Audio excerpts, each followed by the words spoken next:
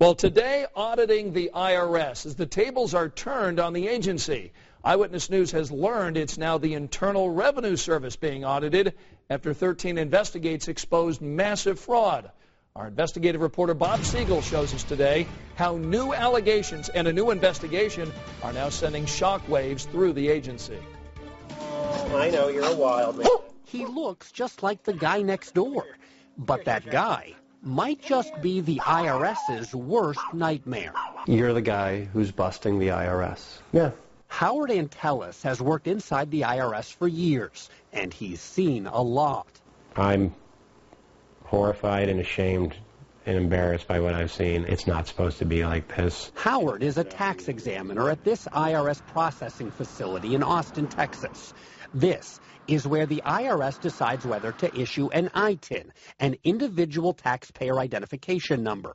Millions of undocumented workers apply for an ITIN so they can file tax returns. Paying taxes is required by law, even for workers who are here illegally. But 13 Investigates discovered the ITIN system is plagued by abuse and fraud. We showed how many undocumented workers use ITINs to get big tax credits and refunds they're not entitled to. Wait a second, it looks like something's not right here. If the opportunity is there and they can give it to him, why not take advantage of it? We showed how millions of undocumented workers get their ITIN applications approved using phony documents.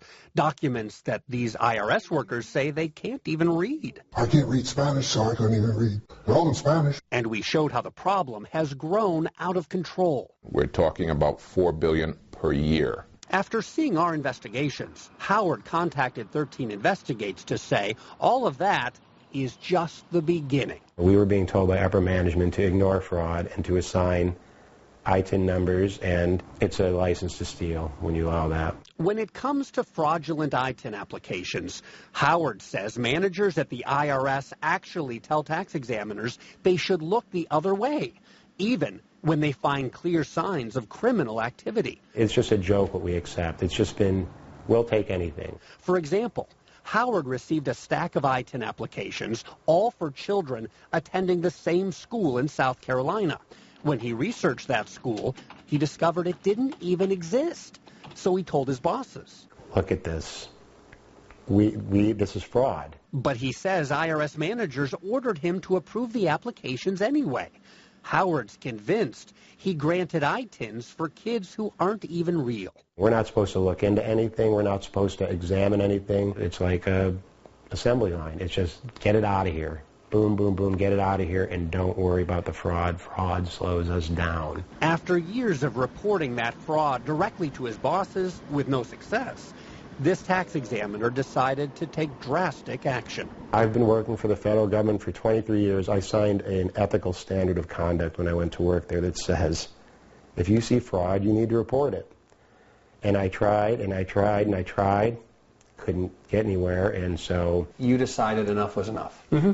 And I went into an office, quiet office, and I started making phone calls. Those phone calls went here, to the office of the Inspector General in Washington.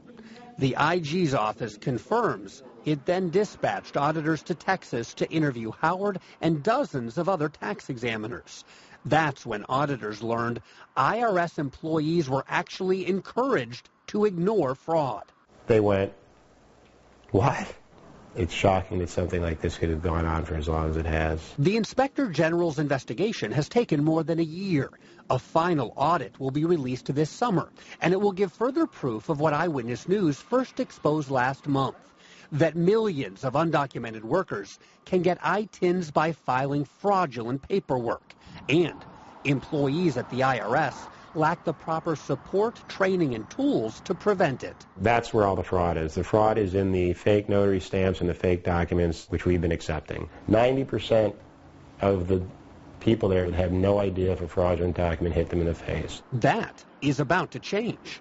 Just days after our last investigation, the IRS sent senior officials from Washington to the I-10 processing center in Texas. And now, facing growing pressure, the IRS has announced it will begin cracking down on ITIN fraud.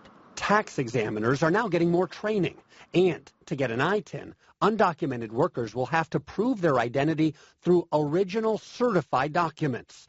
Notarized photocopies, which are easy to forge, will no longer be accepted. For the first time in years, I have some hope that this might get fixed. Simply speaking out could end up saving taxpayers billions, but at a personal cost. Just a few days ago, after Howard met with me, the IRS slashed his job performance rating, which will affect his paycheck. Howard believes it's retaliation for blowing the whistle on his managers, and he wonders what might happen next. Are you nervous? Are you afraid? A little bit, but not really. I guess they could try to fire me, but I don't think they will. There will be people who see this news report and say, Howard Entelis is a hero.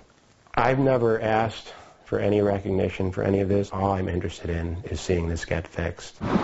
We've been allowing the U.S. taxpayer to get robbed for years now, and those days appear to be over. 13 Investigates has learned the IRS will spend the next 6 months reviewing all areas of the ITIN program, and by the end of the year, it will issue more rules to further reduce fraud. Now, the IRS still won't meet with 13 Investigates to answer any of our questions, but they're the same questions now being asked by the Inspector General.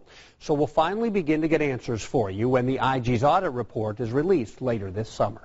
I'm Bob Siegel, Channel 13 Eyewitness News.